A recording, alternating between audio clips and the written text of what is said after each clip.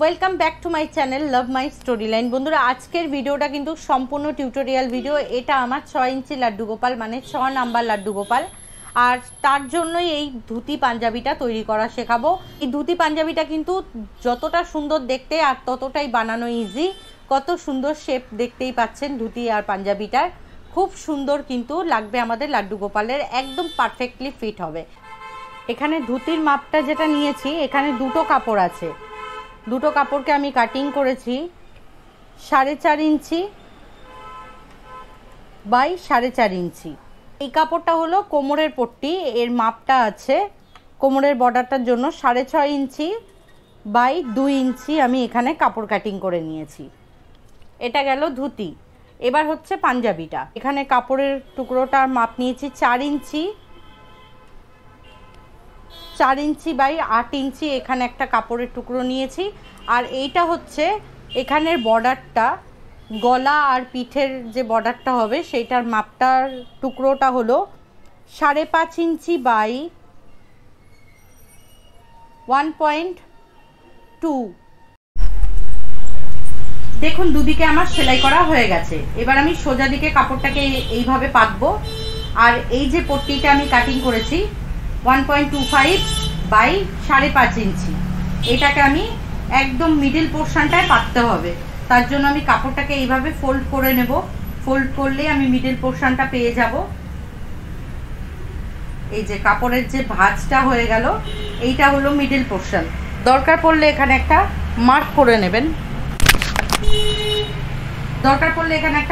নেবেন, middle portion বলে। এই যে এই জায়গাটা আমি দাগ করে নিলাম। এবার এই কাপড়টাকে আমি এখানটা বসাচ্ছি, একদম সমান করে লেভেল করে বসিয়ে দেবো। এই যে বসিয়ে দিলাম। বসিয়ে দেওয়ার পর আমি এখানটা একটা সেলাই করে নেব। দেখুন সেলাইটা করেছি, দুটো সেলাইয়ের মাঝখানে হালকা একটু গ্যাপ রেখেছি। এবার এই গ্যাপটা রাখার কারণ হচ্ছে আমি এই গ্যাপের মাঝখান থেকে এইভাবে কাট করব। দেখবেন সুতোটা যেন কেটে না যায়। এখান থেকে এরকমভাবে এই সেলাই দুটোর মাঝখান থেকে আমি দেখুন এইভাবে কাটিং করব। এই যে এরকমভাবে কাট করব।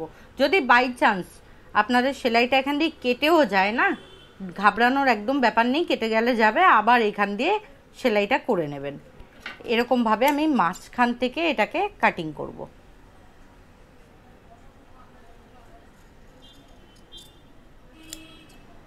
আমি নিজেও একটু ধরে ধরেই করছি যাতে সেলাইটা না কেটে যায়। দেখুন এরকমভাবে কাটিং হয়ে গেল। এইবার কি করব, এটাকে এরকম, এটা হলো ফ্রন্টের দিকটা, এটাকে এবার সেলাই করে দিতে হবে। এরকমভাবে ঘোরাবো,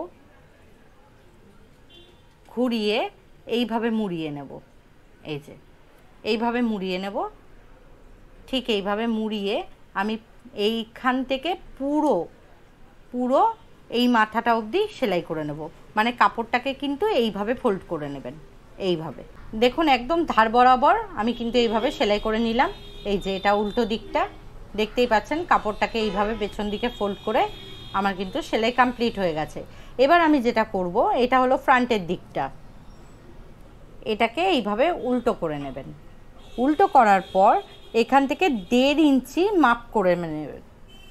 1.5 ইঞ্চি বাদ দেব।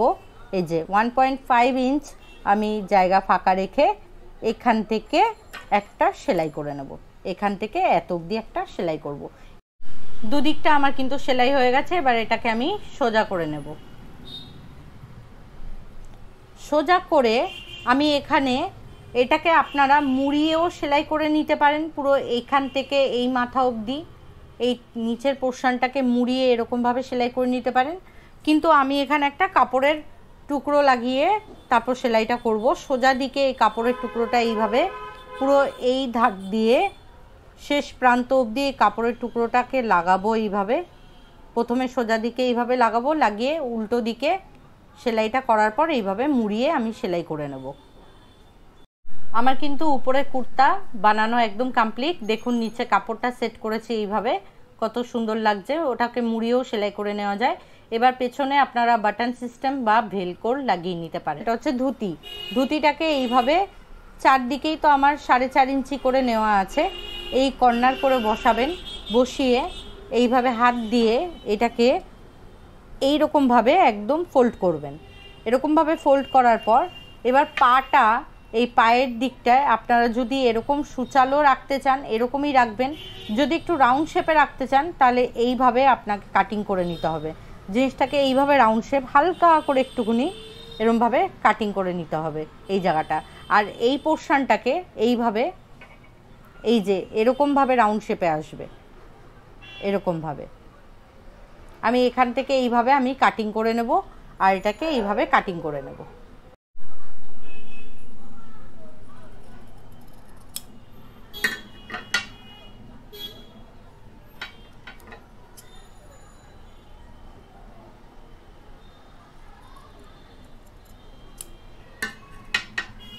ঠিক এরকমভাবে আমি শেপে কাটিং করে নিলাম। এবার দেখুন এরকমভাবে ওপেন করে নেবেন। এখান থেকে এত অবধি রাউন্ড শেপে এরকমভাবে একটা স্টিচ করে নিতে হবে। একটা জিনিস খুব ভালো করে দেখবেন, হ্যাঁ, এইটার মিডল পোর্শন বের করে নিতে হবে। এরকমভাবে মিডল পোর্শন বার করে নিলাম।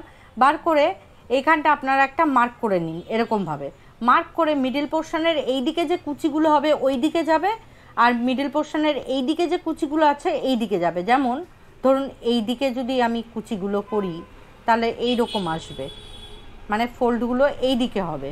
বোঝাতে পারলাম? লেফট সাইডে চলে এলো। আর মিডল পোর্শনের ওই দিকের কুচিগুলো যাবে এই রকম, এই রকম, মানে বোঝাতে পারলাম তো? ওই দিকে যাবে ওই দিকে কুচি, এই দিকে যাবে এই দিকে কুচি। তো আমি এটা রেডি করে আপনাদের দেখাচ্ছি। এটা আর এইটা দেখুন, দুটো পার্টি আমার কিন্তু রেডি হয়ে গেছে। এই যে মিডল পোর্শনটা বের করেছিলাম, এইদিকে ফেলেছি রাইট সাইডে কুচি, এইদিকে ফেলেছি লেফট সাইডে কুচি। এবার এইভাবে দুটো পার্ট আমি এইখানে এইটার উপরে এইভাবে রাখবো, রেখে এইরকমভাবে আমি এই মাথা থেকে এই মাথা সেলাই করে নেব।